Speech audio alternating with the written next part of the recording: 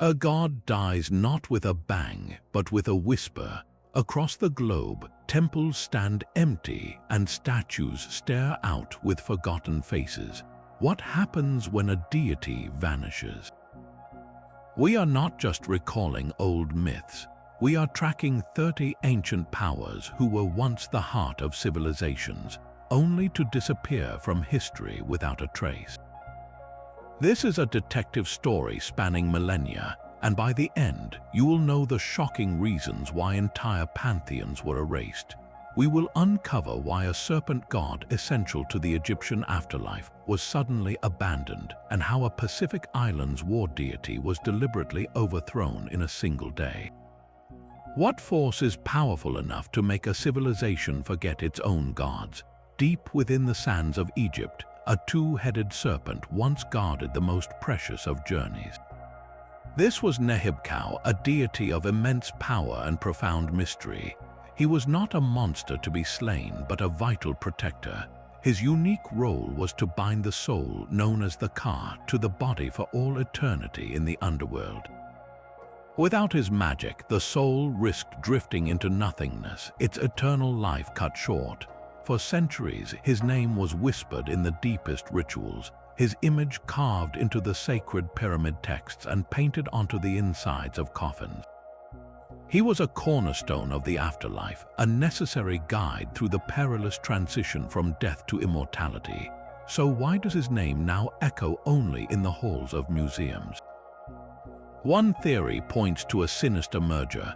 As the chaotic serpent god Apophis grew in prominence, representing pure chaos and darkness, the more complex Nehebkau may have been absorbed, his identity blurred into a simpler tale of good versus evil. Another possibility is far more practical. Egyptian beliefs evolved. Later funerary practices and spells focused less on the intricate binding of the Ka and more on direct appeals to powerful gods like Osiris. The very specific magic of Nehebkau, once so essential, may have simply become obsolete, a forgotten step in a changing religious recipe. He did not fall in battle, he faded from memory, his unique purpose rendered silent by the passage of time. Far to the east, in the Fertile Crescent between two great rivers, another foundational power quietly receded. This was Ninhursag, the Lady of the Mountain. She was not just a mother goddess, she was the mother, the one who shaped the very hills and valleys and breathed life into the first kings. In one of the most telling myths, the god Enki foolishly eats her sacred plants. In a fury, Ninhursag places a curse of pain upon him, a punishment so severe that the other gods are powerless to stop it. Yet when Enki lies dying, it is Ninhursag alone who can heal him. She created the problem, and only she held the solution. This story reveals her absolute authority over both life and the suffering that comes with it. She was the original source, the womb of the world, intimately tied to the untamed wilderness and its creatures. So what could cause a civilization to sideline the very being who gave it form? The answer may lie not in a single event, but in a slow cultural shift. As the early Sumerian city-states gave way to vast militaristic empires like Akkad and Babylon, the pantheon itself was reshaped in a new image.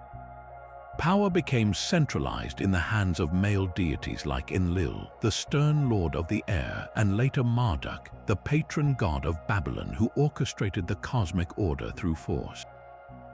In this new world of kings and conquests, the raw, creative, and sometimes vengeful power of a mother goddess like Ninhursag did not fit the emerging narrative of top-down control. Her essential attributes, her life-giving force and her connection to nature, were not destroyed. Instead, they were slowly absorbed by other, more politically favored goddesses like Inanna, who combined aspects of love and war. Ninhursag was not defeated, she was diluted, her immense presence fragmented and reassigned until the original Lady of the Mountain became a whisper in the wind. But what happens when a god's rage brings the world to a standstill? This is the story of Telipinu, the Hittite god of fertility and the growing harvest. One day, in a fit of divine anger, he simply put on his boots and vanished. His departure was not a quiet retreat, it was a cataclysm. The moment Telipinu left, life itself began to wither. Mists clung to the windows of the world, the forests grew barren, and the fields refused to yield their grain. Animals and humans alike ceased to conceive new life. The entire world was locked in a terrible, silent stagnation. The other gods, growing weak and desperate, began a frantic search. Even the mighty sun god sent out an eagle, scouring every mountain and valley, but Telipinu was nowhere to be found. The myth tells us he was finally discovered in a distant meadow, lost in a deep, angry sleep. It took a clever bee, sent by the goddess Hanahana, to sting him awake, and a series of intricate rituals to finally coax his rage away and lead his life-giving spirit back to the world. For the Hittites, this was more than a story. It was a spiritual explanation for the harsh cycle of winter and the joyous return of spring. His myth was a central pillar of their world, a drama they reenacted to ensure the harvest would always come. So how does a deity so central to survival simply vanish from history? The answer is written not in myth but in fire and ash. The Hittite Empire, a Bronze Age superpower based in Anatolia, collapsed with shocking speed around 1200 BCE. Historians still debate the exact causes: a perfect storm of invasion, internal rebellion, and climate change-induced famine. As their great capital of Hattusa burned and their empire fractured into forgotten city-states, the entire structure that supported Telipinu's worship disintegrated. There was no one left to perform the rituals that called him back from his anger. The scribes who recorded his stories were gone. The temples where his priests prayed were abandoned to the elements. Telipinu did not fade due to theological debate or a shift in power among the gods. He disappeared because the civilization that gave him a name, a story, and a purpose was utterly erased from the earth. His cult died with his people, a stark reminder that even the most vital of gods are tethered to the mortals who believe in them. The sea holds a special kind of terror, a chaos that defies all order. For the ancient Canaanites, this chaos had a name, Yam. He was not merely the ocean, but the primordial god of the sea and all its untamed rivers, a liquid embodiment of anarchy and destruction. In the great mythological cycles, Yam rises up and demands tribute from the entire pantheon, threatening to overwhelm the world. His champion is the storm god Baal, who refuses to yield. Their battle is cosmic, a clash of divine weapons and sheer will, ending only when Baal strikes a mighty blow, establishing his own kingship over the gods by defeating the chaotic sea. But Yam was only one half of a terrifying duality. Where Yam represented chaotic life, his brother Mot represented absolute negation. Mot was death and sterility itself, a deity whose very name means death. His myth is even more direct, a stark cycle of conflict. After Baal's victory over Yam, Mot challenges him, and in their confrontation, Baal is slain, dragged down into the underworld. His death brings a terrible drought and famine upon the earth, a 7-year period of mourning where even the gods despair. Yet the story does not end there. Baal's sister and consort, Anat, descends into the underworld, finds Mot, and in a gruesome ritual of vengeance, she cuts him down with a sickle, grinds him up like grain, and scatters his remains to the winds. Only then can Baal be resurrected and life return to the world. These two brothers, Yam and Mot, were fundamental to the Canaanite understanding of the universe, a perpetual cycle of order battling chaos and life battling death. So why did these foundational forces vanish? Their disappearance was not a matter of being defeated in myth, but of their entire cultural stage being dismantled. The Canaanite city-states, with their rich pantheon, were gradually absorbed and transformed.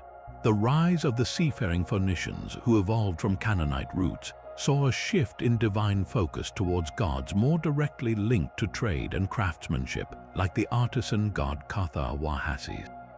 More critically, they faced the overwhelming cultural and military pressure of neighboring superpowers. The Egyptian and later the Assyrian empires did not simply conquer land, they imposed their own religious orders. These empires favored centralized hierarchical pantheons that reinforced their political control, and the chaotic, cyclical struggles of Yam and Mot had no place in such a structured worldview. They were not so much forgotten as they were rendered obsolete, their stories fading as the people who told them were absorbed into new empires and new beliefs. War, love, and the quiet violence of cultural theft. While empires like Assyria erased gods through conquest, another civilization faced a more insidious fate. The Etruscans, a sophisticated and powerful people in ancient Italy, watched their entire world be absorbed by their rising neighbor, Rome, and with their culture, their gods were systematically repurposed. Take Laran, the Etruscan god of war. He was not a mindless brute, but a disciplined, youthful warrior, often depicted with a helmet and spear, a protector of the city's sacred boundaries. His presence was vital, a guarantor of order and strength. Yet when the Romans encountered him, they did not destroy his temples. They saw a reflection of their own god, Mars. So they simply took Laran, stripped him of his Etruscan identity, and folded him into the cult of Mars. His unique stories, his specific rites, were lost in the translation. The same fate befell the goddess Tiran. She was a figure of immense power, a goddess of love, yes, but also of fertility and vibrant life, often shown with wings, symbolizing a transcendent, vital force. She was a patroness of the city of Volsci, central to Etruscan social and spiritual life. To the Romans, she was simply their Venus in a different guise. And so Tiran, too, was renamed, her worship redirected into the Roman framework. This was not a sudden conquest by sword, but a slow, thorough digestion. The Romans were masters of this, adopting the gods of those they conquered and remaking them in their own image. For Laran and Tiran, this assimilation was a death sentence. Their independent worship faded not because they were weak or irrelevant, but because the people who understood their true essence were gradually made to speak a new religious language. They vanished into the very pantheon that claimed them, their original spirits erased by the ultimate cultural rebranding. A god who ruled the winter wilderness has left only a ghostly trail across the map. His name was Ullr, and in ancient Scandinavia his presence was everywhere. He was the master of the hunt, a peerless archer who glided through snowy forests on bone skis. He was also a god of justice, a figure so respected that oaths were sworn on his sacred ring. The land itself remembers him, with countless places in Sweden and Norway still bearing his name. Yet when you open the great Norse sagas, the Prose Edda, you find only fleeting mentions, a handful of verses for a god who should command chapters. How does a deity of such broad and vital skills simply fade into the background? The answer lies in a dramatic shift in cultural focus. The Viking Age was an era of expansion, of raids and trade routes that stretched across the known world. In this new age of explorers and warriors, the popular pantheon began to center on gods who embodied these ambitions. Odin, the All-Father, offered the wisdom and mystical power sought by kings. Thor, with his mighty hammer, was the ideal protector for the common warrior, a god of strength and storms who could safeguard a ship at sea. Ullr's domains, while essential to survival, were suddenly perceived as local, even pastoral. His mastery of the ski slope and the hunting ground did not capture the epic, world-altering spirit of the sagas being told. He was the god of the homeland, not of the high seas. His worship likely remained strong in rural communities, in the isolated valleys and forests far from the bustling trade centers where Odin and Thor were celebrated. But history is written by the centers of power, and as the great poems were compiled, the stories of the local winter god were simply not the ones the skalds chose to sing. Ullr did not fall from grace. He was slowly snowed under by the rising legends of gods who promised glory and conquest. A horned figure sits cross-legged, surrounded by a menagerie of wild beasts. This is Cernunnos, the Horned One, and his image speaks of a power that predates empires. He was not a god confined to a single temple or tribe, but a pan-Celtic deity worshipped from the British Isles to the heart of Anatolia. The magnificent Gundestrup cauldron shows him in all his glory, a lord of nature holding a torque, the symbol of nobility, in one hand, and a serpent, a creature of the earth and the underworld, in the other. He was a mediator, a being who bridged the worlds of the living and the dead, the tame and the wild. His dominion was the untamed forest and all the life it contained, a master of animals who could grant both abundance and safe passage. So how does such a pervasive and powerful figure vanish from the European landscape? His end came in two waves. First, the legions of Rome arrived, bringing with them their policy of religious assimilation. The Romans looked at this powerful, horned god of prosperity and the underworld and saw a reflection of their own deities. Some saw Dis Pater, the Roman god of the underworld and wealth. Others saw Mercury, the psychopomp who guided souls and facilitated trade. In either case, the Romans did not destroy Cernunnos. They simply gave him a Roman name and a Roman costume, effectively burying his unique Celtic identity under a layer of foreign interpretation. But the final, decisive blow came with the cross. As Christianity spread aggressively across Europe, it systematically demonized pagan symbols. The horned god, once a symbol of fertile, natural power, was the perfect target.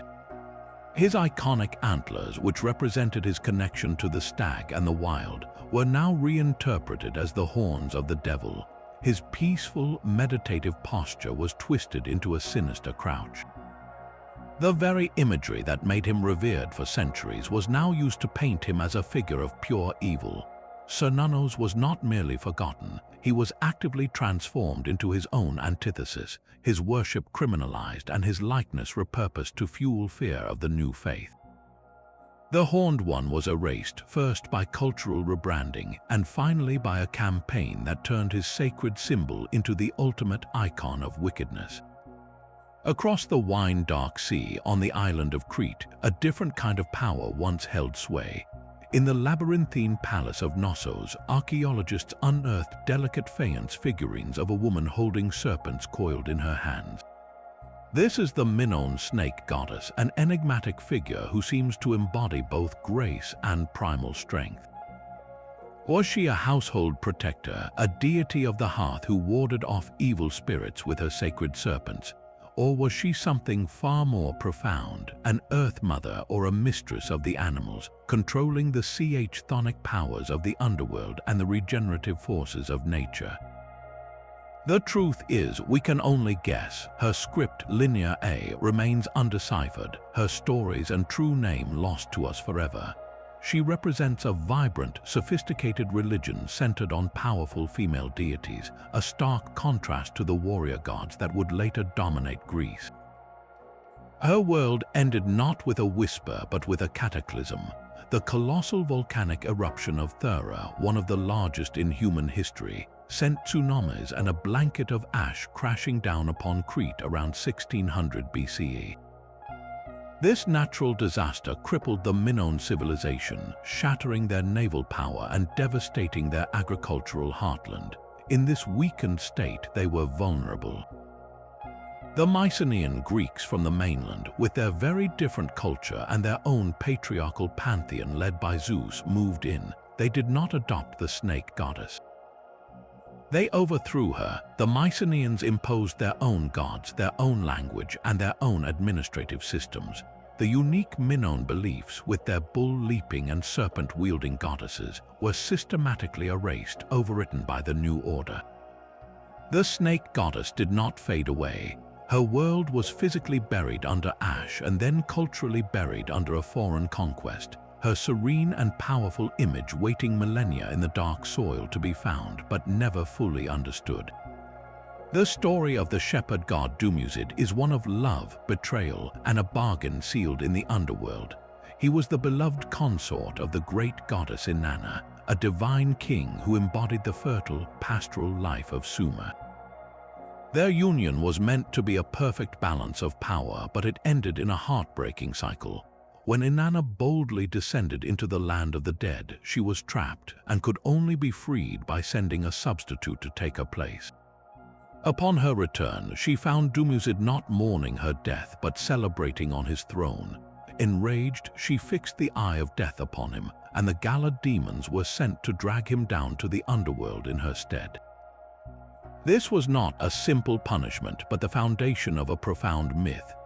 Dumuzid's annual death and descent explained the harsh, barren summer, while his eventual return, negotiated by his compassionate sister Justinana, brought back the life-giving rains and the season of growth. For centuries, his story was central, with rituals of public lamentation where women would weep for the lost god, urging his return so the world might live again. So why did the weeping eventually stop? His worship did not vanish in a single moment, but underwent a slow transformation. His name and core story were adopted by later cultures, evolving into the god Tammuz in Babylon. Yet even as his story persisted, his prominence faded.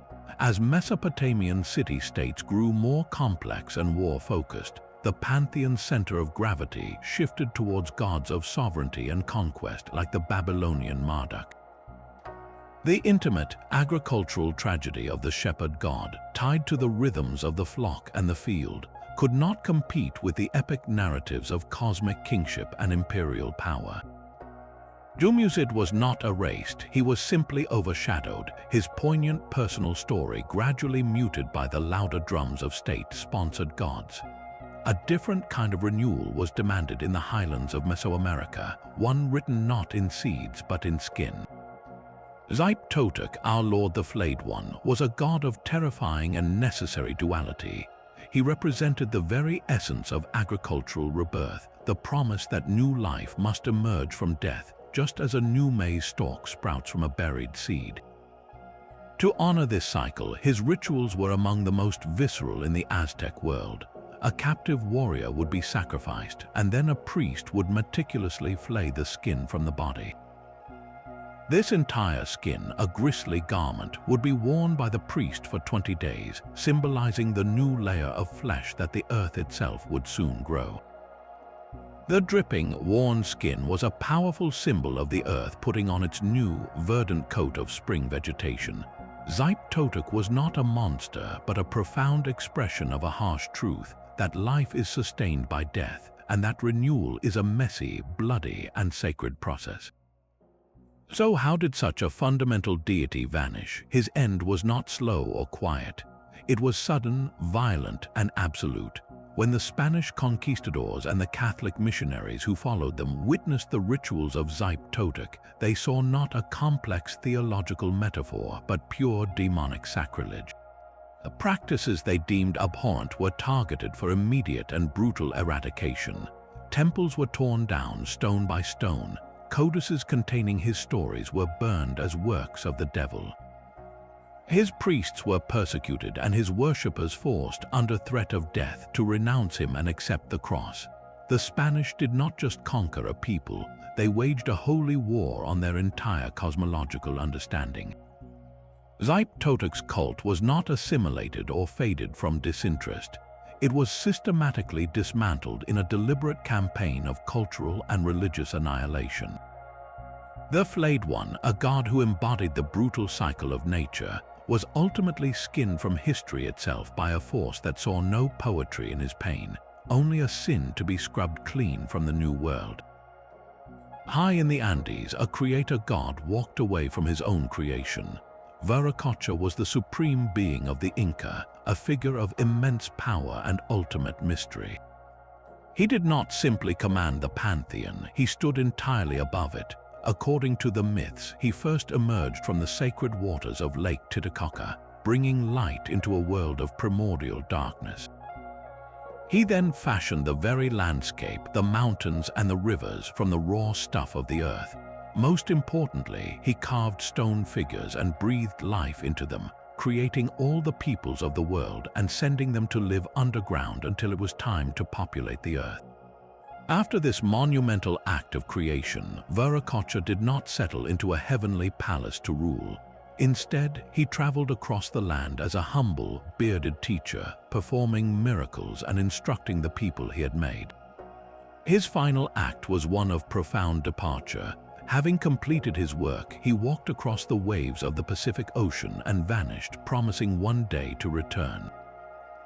This was a core tenet of Inca faith, a messianic hope that the Creator would come back. So why, when bearded strangers arrived from the sea, did Viracocha's worship not explode with renewed fervor, only to collapse into silence?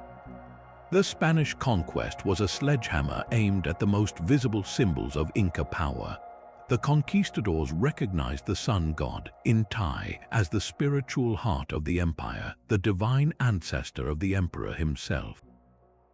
They focused their destructive energy on tearing down the sun temples and suppressing Inti's state cult. In this brutal campaign, the more abstract philosophical worship of Viracocha was almost an afterthought. But the true erasure was far more insidious. Viracocha was a god of the intellectual and priestly elite.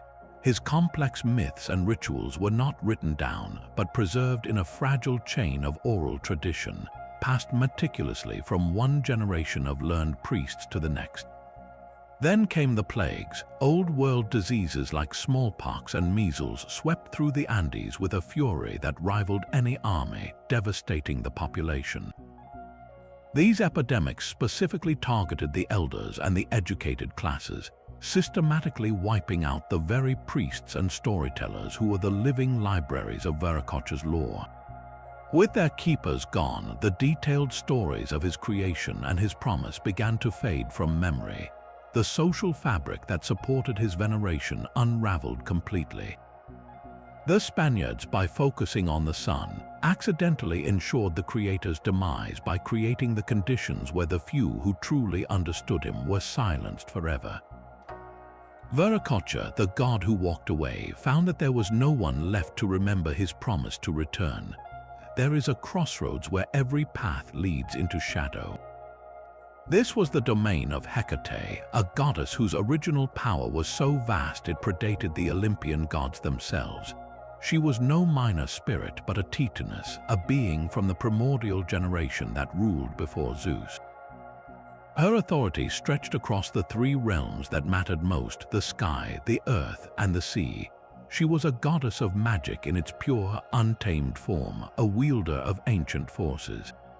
Most importantly, she was a guardian of the liminal spaces, the thresholds, the gates, and the crossroads where destinies were decided.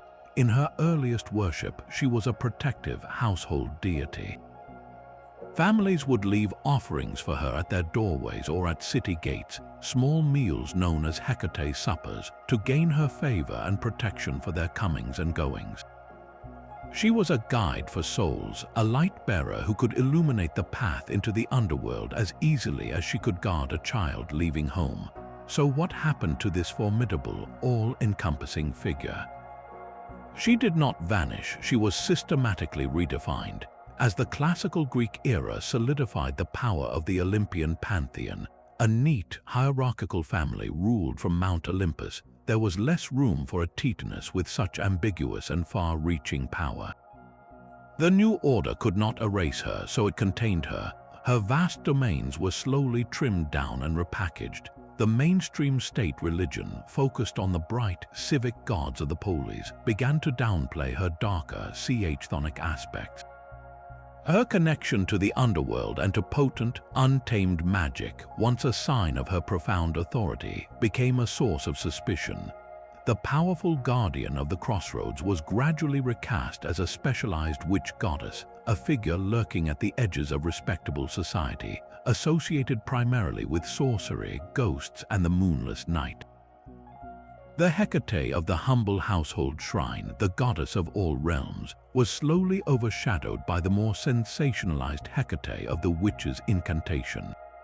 Her original spirit was not destroyed but confined, a testament to how a changing world can shrink a deity's domain until only its most unsettling shadows remain. Fire and metal forged the very heavens in Slavic belief. This was the domain of Svarog, a celestial father who hammered the sun into being at his divine anvil. He was not just a blacksmith god, he was the original craftsman of the cosmos, shaping the world and then fathering other deities like Dashbog, the god who gave the sun its daily journey across the sky. Svarog represented the creative, ordering power of fire, the sacred force that could transform raw ore into a tool and bring light into the darkness. To understand his disappearance, we must first acknowledge the unique silence that surrounds him. Unlike the Greeks or Egyptians, the Slavic peoples were Christianized very late, with the conversion of Kiev and Rus happening around the 10th century. This means their native beliefs were recorded almost exclusively by later Christian monks, who often wrote with a clear agenda to dismiss or demonize the old gods. The true, living tradition of Svarog was already fading when the first written words about him were set down. As Christianity spread inexorably across Eastern Europe, it did not simply ban the old gods, it offered replacements. Svarog's powerful associations with the sky, fire, and celestial light made him a prime candidate for this kind of spiritual rebranding. His worshippers were presented with a new, sanctioned figure who commanded similar domains, Saint Elijah. In Christian tradition, Elijah was a prophet taken to heaven in a chariot of fire, a man who called down flame from the sky. The church deliberately promoted his village to channel the old reverence for Svarog into a new, acceptable form. The Slavic people still prayed for protection from fire and for the blessing of the sun, but now they directed those prayers to a saint. Svarog's distinct identity as the cosmic blacksmith was not violently destroyed, it was quietly dismantled, his divine essence partitioned and absorbed until the hammer strokes that forged the sun faded into a distant, half-remembered echo. Sometimes the end of a god is not a mystery but a choice. In the Hawaiian Islands, two mighty forces once held the rhythm of life in perfect balance. Ku was the god of war, a figure of immense power who demanded strict adherence to sacred law, while Lono was his opposite, the god of fertility, agriculture, and the peaceful rains that nourished the land. For most of the year, Ku's stern influence prevailed, but every year his rule was ceremoniously suspended. This was the Makahiki season, a 4-month period dedicated to Lono when warfare was forbidden. Taxes were collected in his name, and the islands celebrated with games, feasts, and rituals of renewal. The entire society pivoted on this divine cycle, a sacred dance between conflict and peace, structure and abundance. Yet this ancient rhythm was shattered in a single, deliberate act. In 1819, the young king Kamehameha II and his powerful stepmother, Queen Kahumanu, made a radical decision. They sat down and ate a meal together, a simple act that was a profound violation of the kapu system, the intricate web of religious laws that governed every aspect of life. By breaking this fundamental taboo, they declared the old gods powerless. This event, known as the Ai Noa, or the free eating, was a political and religious revolution from the top down. The king and queen then ordered the destruction of the temples, the desecration of the idols, and the abolition of the priesthood. The great heiau dedicated to Ku were abandoned, and the symbols of Lono were torn down. Why would a ruling class destroy the very spiritual foundation of its own power? The reasons were complex. The old kapu system was incredibly restrictive, especially for women, and Kahumanu saw an opportunity to seize greater authority. There were also rumors that Kamehameha II feared being assassinated under the old religious laws as his father had been before him. They chose to topple the gods themselves rather than risk being their next victims. This conscious act of deicide created a spiritual vacuum, one that was filled almost immediately by the first Christian missionaries who arrived just months later.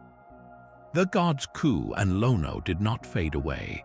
They were formally and officially dismissed, their timeless balance overthrown in a single day by the mortals who were once their most devoted servants. A handshake was not just a promise in ancient Persia, it was a sacred bond witnessed by the sun itself. This was the domain of Mithra, a god whose name meant covenant, a deity of contracts, truth, and the radiant light that sees all. Long before the Romans would adopt his name, Mithra was a central figure in the Iranian pantheon, a divine judge and warrior who stood against the forces of falsehood. In the sacred texts of the Avesta, he is not a solitary figure but a powerful Yazata, a being worthy of worship who rides across the sky in a chariot of gleaming gold, forever vigilant. He was the enforcer of oaths, the guardian of social order, and the one who ensured that a word given was a word kept, from the humblest farmer's agreement to the most solemn treaty between kings. To break a promise sworn in Mithra's name was to invite not just social ruin but cosmic retribution. So how did a god of such fundamental, ordering power vanish from the lands of his origin? The answer lies in a theological revolution that sought to purify the faith. As Zoroastrianism evolved from its earlier, more polytheistic roots into a strictly dualistic religion, the focus narrowed intensely on the supreme wisdom of Ahura Mazda and his eternal struggle against the destructive spirit Angra Mainyu. In this new, rigid framework, there was less room for powerful intermediary deities like Mithra. His functions, while vital, were increasingly seen as attributes of Ahura Mazda's own divine radiance and justice. He was not so much banished as he was absorbed, his unique identity dimmed by the brilliant, singular light of a single, all-powerful god. Yet this was not the end of Mithra's story, but the beginning of a strange and total reinvention. As his worship faded in Persia, his name traveled west along the trade routes, carried by soldiers and merchants into the heart of the Roman Empire. There, in the bustling ports and frontier forts, something remarkable and entirely different happened. The Romans encountered his name and the vague idea of a powerful Persian sun god, and they built a completely new religion around it. This Roman Mithraism was a secretive, all-male mystery cult, centered on the ritual slaughter of a bull in a subterranean temple called a Mithraeum. This Tauroctony scene showing Mithras killing the bull is the iconic image of the Roman cult, but it bears no relation to the original Persian Mithras myths. The god of covenants and cosmic truth was reborn as a savior god of personal redemption and military fraternity, his original essence left behind in the East. The Persian Mithra did not die. He was cloned and then hollowed out, his name preserved but his spirit replaced, creating one of history's most profound cases of divine identity theft. This was a god who built a nation with his own hands. Okununushi, whose name means master of the great land, was a ruler of profound complexity. He was not a distant sky god, but a deity deeply entangled with the earth itself, a god of nation-building, agriculture, and healing medicine. The myths tell of his struggles, how he endured terrible trials and betrayals from his 80 jealous brothers, only to persevere with the help of a divine rabbit and the powerful mouse god. His greatest story, however, is not one of conquest but of a peaceful and profound surrender. After establishing his rule over the land we now call Japan, a messenger arrived from the heavens. It was a deity sent by the sun goddess Amaterasu, the divine ancestor of what would become the imperial family.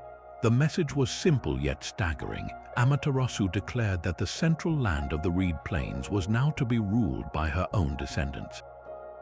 Faced with this celestial demand, Okununushi did not raise an army. He did not wage war. He made a negotiation. He agreed to cede political control of the visible world on one crucial condition, that a grand and magnificent palace be built for him, where he would be worshipped forever as the master of the invisible world of the spirit, the god of magic and relationships. His request was granted, and so Okununushi did not vanish in the typical sense. He is still venerated today, one of the most important figures in Shinto. But his independent, sovereign status vanished completely. He was politically and mythologically subordinated to the imperial line. The grand palace built for him is the Izumo Taisha, one of Japan's most ancient and sacred shrines. There he is revered, but as a local kami, a powerful spirit of a specific place, not as the national ruler god he once was.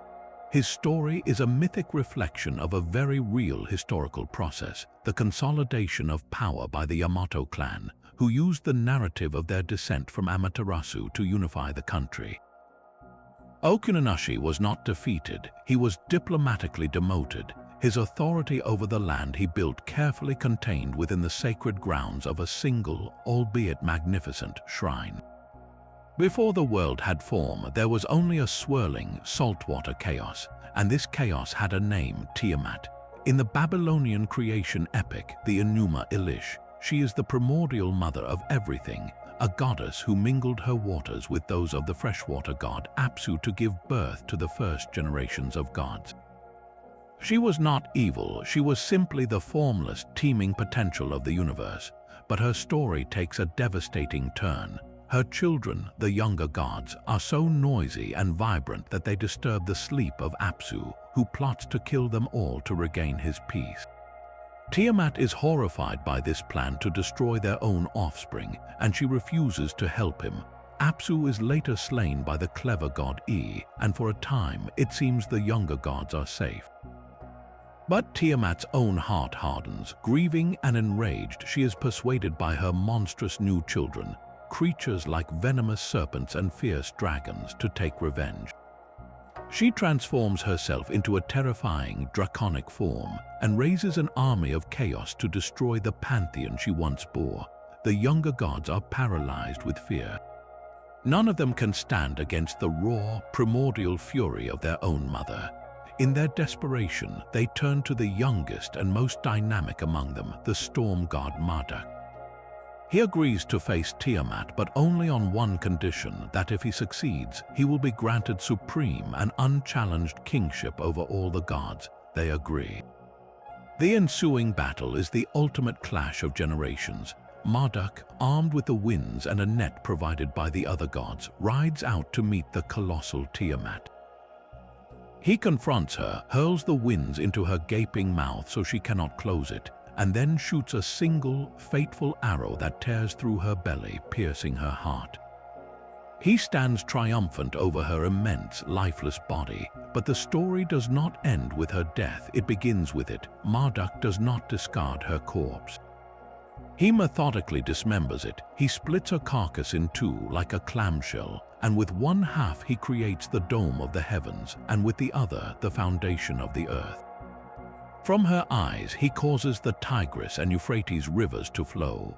Her body literally becomes the ordered universe. This is the most profound kind of disappearance a deity can suffer.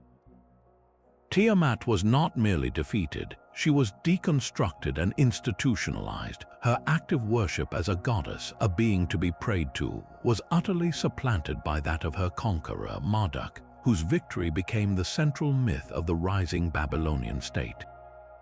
She ceased to be a divine person and was transformed into a foundational mythic element, the raw material of creation itself. She is the ultimate example of a power being vanquished not by being forgotten, but by being so thoroughly used up that nothing is left to venerate. A single goddess rode with the Roman legions from the deserts of Syria to the misty highlands of Britain. Her name was Epona, and she was the divine protector of every horse, mule, and donkey that powered the empire.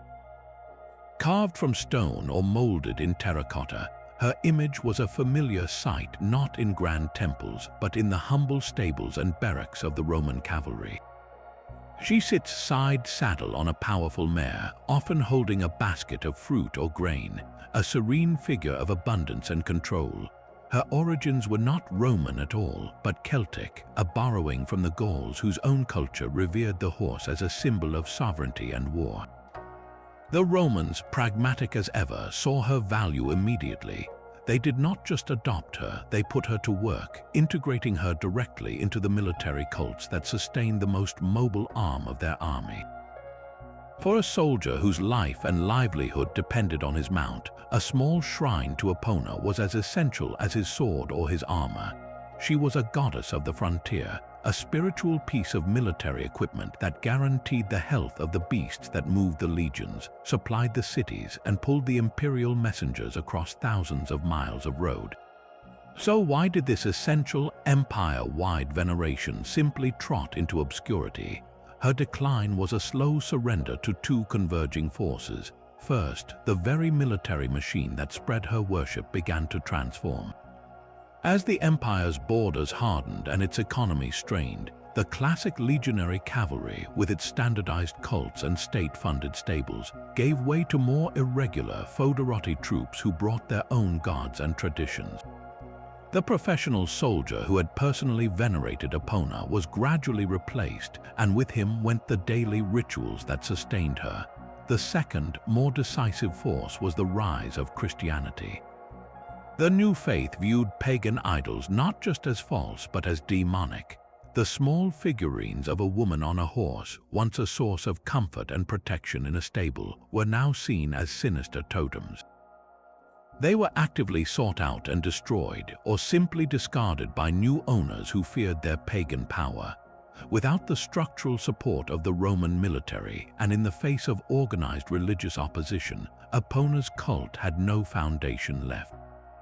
She was not banned in a dramatic edict, she was simply made irrelevant. The empire no longer needed a specialized cavalry goddess, and the New World Order had no stable for her to call home.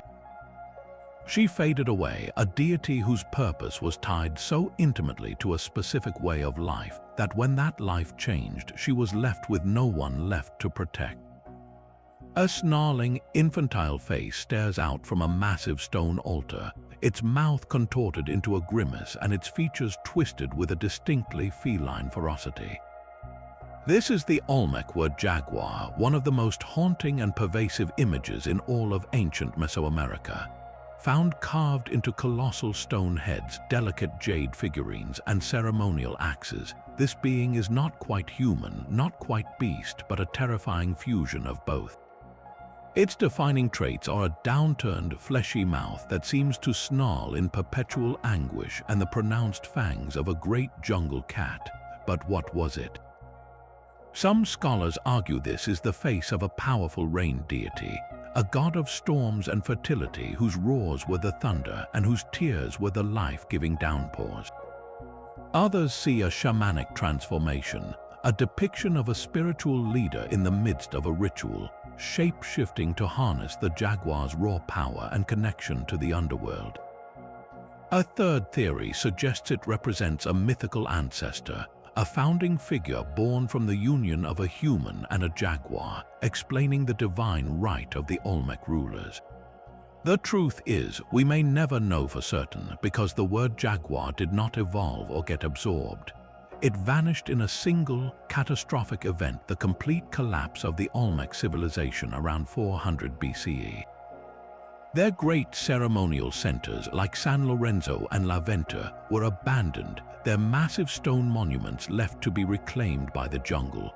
This was not a conquest by a foreign army that adopted and repurposed their gods. This was a societal implosion, likely triggered by environmental changes, internal strife, or shifting trade routes. With the people scattered and their cities empty, the complex religious ideas behind the word jaguar had no one left to explain them. The later Maya and Aztec civilizations would certainly revere the jaguar, but they did not inherit the specific, haunting iconography of the snarling infant. The word jaguar was a spiritual concept so deeply tied to the Olmec world that when that world ceased to exist, the deity was left with no cultural body to inhabit, its stone face becoming a permanent, silent question mark in the heart of the jungle. A young man's blood watered the pine trees of Anatolia, his story a testament to devotion pushed to its most violent extreme. This was Attis, the beautiful mortal consort of the great mother goddess Cybele. Their myth begins with a divine and possessive love. Cybele, the mistress of wild nature, chose Attis to be her priestly companion, demanding his absolute fidelity. But Attis, in a moment of mortal folly, fell in love with a nymph and planned to marry her. Consumed by a frenzy of jealous rage, Cybele struck him with madness during the wedding feast. In his delirium, Attis fled to the mountains, and in an act of ultimate atonement and self-annihilation, he castrated himself beneath a pine tree, bleeding to death on the very spot. Yet this was not the end. In some versions of the myth, his body was preserved, his hair continued to grow, and a single, unwavering finger still twitched, a sign that the goddess had not entirely abandoned him. This gruesome cycle of castration, death, and symbolic rebirth was the very heart of his early worship. His priests, the Galli, would reenact this sacred frenzy during the Day of Blood, entering trance states and performing the same act of self-mutilation to fully dedicate themselves to the goddess. Attis was more than a tragic lover. He was a dying and rising god, his personal tragedy mirroring the annual death and rebirth of the natural world. So why is his name so obscure next to the celebrated Magna Mater, the Great Mother, who was welcomed into Rome with great pomp? The Romans had a deep-seated fear of uncontrolled religious ecstasy. When they officially adopted the cult of Cybele around 200 BCE to secure their victory in the Punic Wars, they embraced the mother goddess but were horrified by her consort. The visceral, public rites of the Galli, with their self-mutilation and emotional chaos, were seen as a direct threat to Roman order and masculine virtue. The Roman state therefore took a cleaver to the myth. The initial worship of Attis was outright banned for Roman citizens. For centuries, he existed in a legal and religious gray area, his cult practiced only by foreign priests on the fringes of society. Later, in a desperate bid for legitimacy, his cult was sanitized. The brutal self-castration was reinterpreted as a simple act of ascetic devotion. His death was downplayed, and his rebirth was emphasized in a symbolic springtime festival of joy and renewal, stripped of its original blood-soaked context. The Romans wanted Cybele's protective power but could not stomach the price her consort demanded. Attis was not destroyed, he was declawed. The powerful, terrifying god of ecstatic death and rebirth was reduced to a mere supporting character in the Great Mother's story. His original, shocking essence bleached away to suit the sensibilities of an empire. His name was a whisper from the dawn of language itself. Deities Pitta, the Sky Father, was one of the most ancient gods humanity ever named. In the oldest hymns of the Rig Veda, composed over 3,000 years ago, his presence is fundamental. His name echoes directly across continents, a linguistic fossil proving a shared ancestral past, with the Greek Zeus Pater and the Roman Jupiter all stemming from the same root.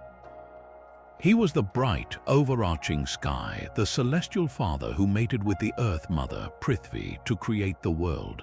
Yet his power was immense and distant, an abstract force rather than an active character in elaborate myths. He was the vault of heaven, a watcher, not a warrior, and this majestic distance became his undoing. As Vedic society evolved from its pastoral roots into a more complex philosophical civilization, the needs of its people changed. They required gods who intervened, who fought demons, who controlled the rains, and who personally upheld the moral fabric of the universe. The distant, impersonal Sky Father had no dramatic stories, no thrilling adventures to capture the popular imagination. He was gradually but completely overshadowed by a new generation of dynamic deities. The fierce and heroic storm god Indra, who wielded the thunderbolt and slew the drought serpent Vritra, stole the spotlight. The wise and stern Varuna, who enforced cosmic order and watched over oaths, took on the role of a moral sovereign. Later, great preservers like Vishnu, with their avatars and intimate connection to devotees, filled the spiritual landscape. Deities Pitta was not conquered or banned. He simply became irrelevant, a name from a bygone era whose function was partitioned and assigned to more active, relatable gods. His fate was not one of violence but of quiet retirement. His vast, silent sky slowly emptied of prayer until only the linguistic echo of his title remained. A new god rose from the sea, his arrival heralded by the rainbow. In the Society Islands, the name ʻOro became synonymous with ultimate power, a deity of war and fertility who reshaped the Polynesian pantheon in his own image. Unlike the older, more accessible gods, ʻOro was a god of the elite, his worship confined to a secretive, powerful cult known as the Arioi Society. This was not a religion for the common people. The Arioi were a hereditary class of performers, priests, and warriors, traveling from island to island in elaborate ceremonies. They were considered living gods, and their rituals, which included intricate dances and chants, were dedicated to ʻOro. But at the heart of this worship lay a dark pact. To secure ʻOro's favor in war and to ensure the fertility of the land, the Arioi demanded human sacrifice. These were not random victims, but often high-status individuals, warriors or chiefs captured in battle, offered on the sacred Mari platforms to feed the gods' insatiable appetite for mana or spiritual power. For centuries, this system held sway, with ʻOro's cult uniting the islands under a spiritual terror. So how did such a dominant and fearsome cult vanish almost overnight? The answer is not found in a lost battle, but in a calculated political decision. When European missionaries and their new god arrived in the early 19th century, the Polynesian chiefs saw not a spiritual threat but a political opportunity. The old system, with its rigid Arioi hierarchy and its constant demand for sacrificial victims, was a source of instability and fear. The Christian message, promising a different kind of order and, crucially, offering a direct relationship with a powerful god that bypassed the entrenched priestly class, was incredibly appealing. The chiefs realized that by converting, they could break the power of the Arioi and consolidate their own rule under a new divine mandate. In a series of swift, deliberate acts, they turned their backs on ʻOro. They ordered the destruction of the sacred Mari, they forbade the rituals of the Arioi, and they publicly embraced the new faith. The cult of ʻOro, which had ruled through fear and exclusivity, collapsed with breathtaking speed because the very people who had once been its greatest beneficiaries saw a more advantageous path to power. The god of war was abandoned not by the conquered but by his own commanders. A covered wagon moves through a silent, misty grove, carrying a secret so profound that no one may look upon it. This was the procession of Nerthus, the Earth Mother of the Germanic tribes. The Roman historian Tacitus recorded her worship, describing how her priest would sense her presence within a sacred chariot draped in cloth.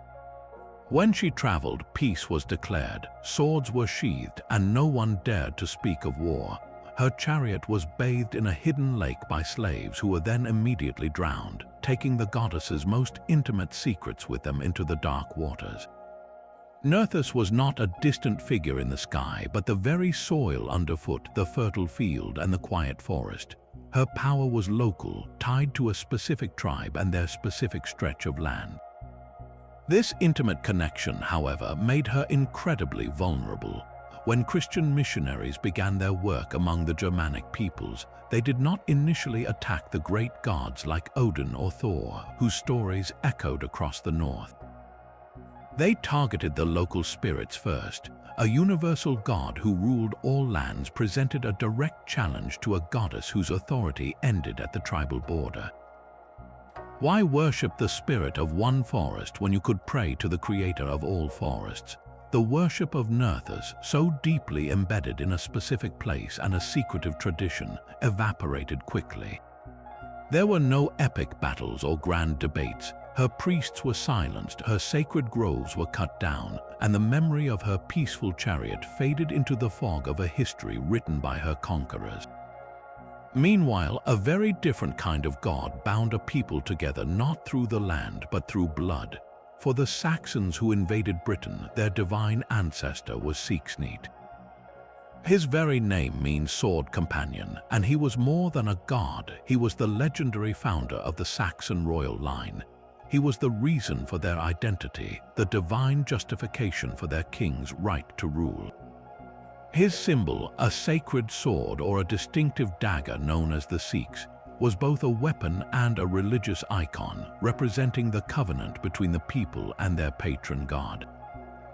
ʻSneat was the ultimate tribal god, his power rising and falling with the fortunes of the people who claimed him as their own, and when their fortunes changed, so did their god. The Christian conversion of the Anglo-Saxon kingdoms was often a top-down affair. A king would convert, often for political or diplomatic advantage, and his people would follow. The first deities to be discarded in such a situation are never the great shared gods of a broader pantheon. They are the local tribal patrons like ʻSneat. A king aligning himself with the Christian god gained access to a powerful international network of Latin scholarship and political support. Continuing to worship a tribal god like ʻSneat suddenly seemed provincial, even backward. The sacred sword of the ancestor was symbolically sheathed, replaced by the cross.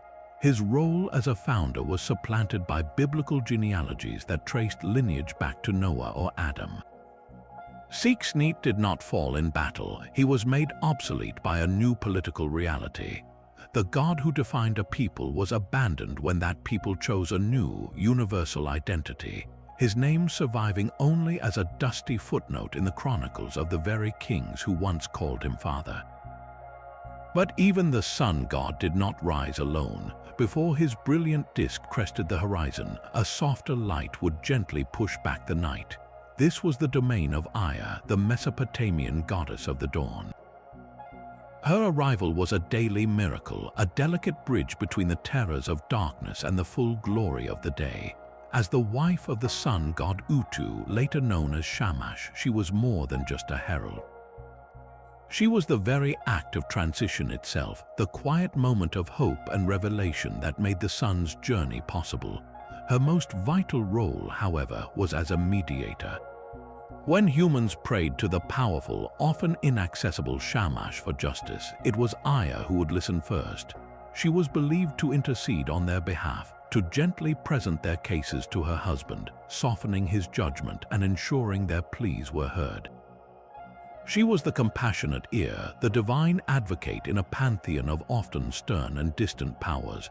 So how does such a gentle and necessary force simply fade from view? Her disappearance was not abrupt but a slow dimming, a victim of theological streamlining. As Mesopotamian religion evolved, the sun god Shamash grew in prominence, absorbing more and more attributes into his own identity. Concepts of law, justice, and truth became centralized in his radiant person. In this process, the specific, nuanced role of a separate dawn goddess began to seem redundant. Why have a goddess who merely introduces the light when the source of that light could encompass everything? Aya's unique function was gradually folded into the identity of her husband. In other regions, her attributes of light and mediation were also absorbed by other, more prominent goddesses like Ishtar, who combined many roles into a single, formidable figure. Aya did not fall from grace or suffer a dramatic defeat. She was simply rendered silent by a changing religious landscape that favored powerful, singular deities over the subtle, collaborative partnerships of an older world. The dawn still breaks each morning, but the name of the goddess who once personified its gentle promise has been lost to the glare of the sun. Darkness was not an absence, but a presence with a name, a will, and a kingdom of its own. For the Maori, this was ʻOro, the lord of evil, disease, and the underworld. He was the source of every creeping sickness, the whisperer of malevolent magic, and the ruler of the eternal night that exists beneath the earth. His existence was defined by a constant cosmic war against his brother, Tain, the god of light, forests, and all living things. This was not a simple battle of good versus evil as we might understand it. It was a fundamental struggle for the very nature of reality. In their most pivotal myth, Tain successfully separated their Sky Father and Earth Mother, forcing them apart to allow for light, life, and the world of humans to exist.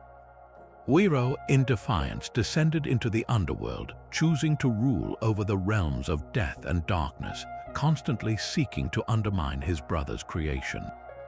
He sent plagues, curses, and insects to blight the forests of Tain. He tempted humanity toward deceit and violence, ʻOro was a necessary counterweight, the embodiment of everything that could go wrong, a constant reminder of the chaos that always threatens to reclaim order. His presence was vital for teaching morality, for understanding that every good action was a choice made against the persistent pull of his influence. This intricate balance was shattered by a new interpretation. When Christian missionaries arrived in New Zealand, they immediately recognized a familiar archetype in ʻOro. Here was a powerful, sinister deity dwelling in a subterranean realm, actively opposing a life-giving, light-associated god. The theological mapping was almost effortless. ʻOro was recast as the devil, a purely malevolent figure of absolute evil. His original, more complex role as a necessary force in a universal duality was stripped away. The nuanced Maori understanding of balance, where darkness gave meaning to light and where confronting evil was part of a spiritual journey, was flattened into a binary of salvation and sin. The stories of ʻOro did not vanish, but his profound mythological purpose was diminished, simplified into a cautionary tale that fit a foreign narrative. The god of darkness did not fall to a more powerful deity. He was captured and recaged within a different story, his original shadowed complexity lost in the translation. But no act of destruction is more total than the one born from pure hatred. In the final century before the Common Era, the city of Carthage was a jewel of the ancient world, a sprawling metropolis of wealth and power whose influence stretched across the Mediterranean. And at its spiritual center stood Baal-Hamon, the lord of the sky and the master of the harvest. He was not a marginal figure, but the supreme god of the Carthaginian pantheon, a king of the gods whose consort was the lion goddess Tanit. His blessings were sought for rain, for fertile fields, and for the prosperity of the state. Yet his worship is shadowed by a dark and persistent accusation from ancient historians, the practice of child sacrifice. Within the sacred precincts known as the Tophet, archaeologists have uncovered thousands of small funerary urns containing the cremated remains of infants and young children. While modern debate continues over whether this was a regular ritual or a desperate act in times of extreme crisis, the classical world viewed it as Carthage's ultimate sin. This perception sealed the city's fate in the eyes of its greatest rival, Rome. After more than a century of brutal conflict in the Punic Wars, the Roman senator Cato the Elder ended every speech with the same chilling phrase, "Carthage must be destroyed." And in 146 BCE, the Romans did exactly that. They did not simply conquer the city, they annihilated it. Legionaries burned Carthage to the ground, systematically tearing down every temple, every library, and every home. They enslaved the surviving population and are said to have salted the earth around the ruins so nothing could ever grow there again.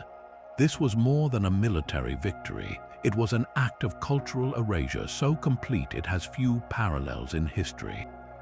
With the city utterly demolished, its people scattered or enslaved, and its records burned, the entire framework that supported Baal-Hamon vanished in the smoke.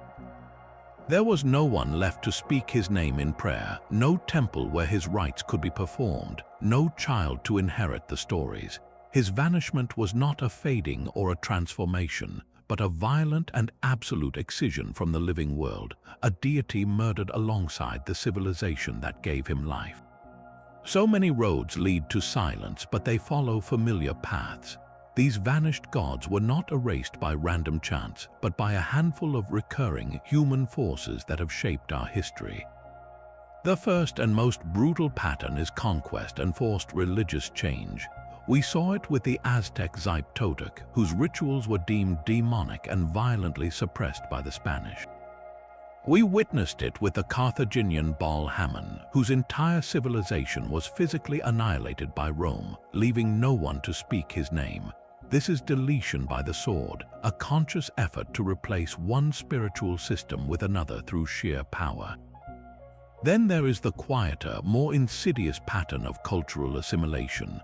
Gods like the Etruscan Laran and Turan were not destroyed, they were digested.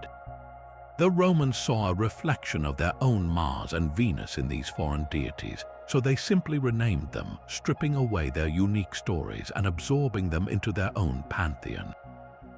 The Celtic Cernunnos suffered a similar fate, first rebranded by Rome and then demonized by Christianity, his sacred horns twisted into a symbol of evil. This is death by rebranding, where a god's identity is hollowed out until nothing of the original remains. A third force is the rise of new political powers and their chosen patron gods. As the Babylonian Empire ascended, the chaotic, primordial Tiamat was slain and dismembered by the state-sponsored god Marduk, her body becoming the very universe to cement his rule. In Hawaii, the ancient balance between Ku and Lono was overthrown in a single day by a king and queen who saw more political advantage in a new god. And in Mesopotamia, the foundational mother goddess Ninhursag was slowly sidelined as power centralized around male deities like Enlil, who better reflected the values of emerging empires. Finally, there is the natural evolution of mythology itself, where some gods simply become obsolete. The Vedic sky father Dyaus Pitta was too distant and abstract, his role partitioned among more dynamic gods like Indra and Vishnu. The Norse Ullr, a master of the local hunt and winter, was snowed under by the epic, seafaring legends of Odin and Thor. Their domains were no longer the focus of their culture's grandest stories. Look at these patterns side by side, and a profound truth emerges. Gods do not die because they are weak. They vanish when the human world that gave them meaning changes beyond recognition, whether by force, by choice, or by the slow, silent turning of the cultural wheel. These divine disappearances leave behind a crime scene scattered across millennia. How do we even know these lost gods ever existed in the first place? The answer lies in a modern hunt, a meticulous detective story where historians and archaeologists piece together clues from the silent wreckage of time. The evidence is rarely a complete book of scripture. More often, it is a collection of fragments, each one a whisper from the past. Consider the Ugaritic tablets, a library of clay texts unearthed in modern-day Syria. These broken pieces, baked hard by the fires that destroyed the city, preserved the very myths of the Canaanite gods Yam and Mot, giving voices to deities who had been silent for over 3,000 years. Without this single, accidental archive, their epic struggle against Baal might have been lost forever. Then there are the artifacts themselves, the physical remnants of faith. A statue of the Etruscan Laron, buried in a tomb, tells us he was a warrior. The delicate faience of the Minoan snake goddess speaks of a religion centered on powerful female figures. The colossal stone heads of the Olmec, with their snarling jaguar features, are a monumental question carved in rock, demanding we ask who they represented. Even the landscape holds memories. Place names across Scandinavia, echoing the name Ullr, mark the former territories of a god who ruled the winter hunt. These are the ghostly footprints of a deity's passage through a culture, but the evidence is not always friendly. Sometimes our only sources are the accounts written by the conquerors. The Romans wrote about the Celtic Cernunnos, and the Christian monks recorded the legends of the Slavic Svarog. These sources are problematic, filtered through the bias of the victor, often intent on mocking or demonizing the gods they sought to replace. It is like trying to reconstruct a person's life using only the descriptions of their enemies. Each piece of evidence, whether a broken tablet, a weathered statue, or a biased historical account, is a single piece of a vast cosmic puzzle.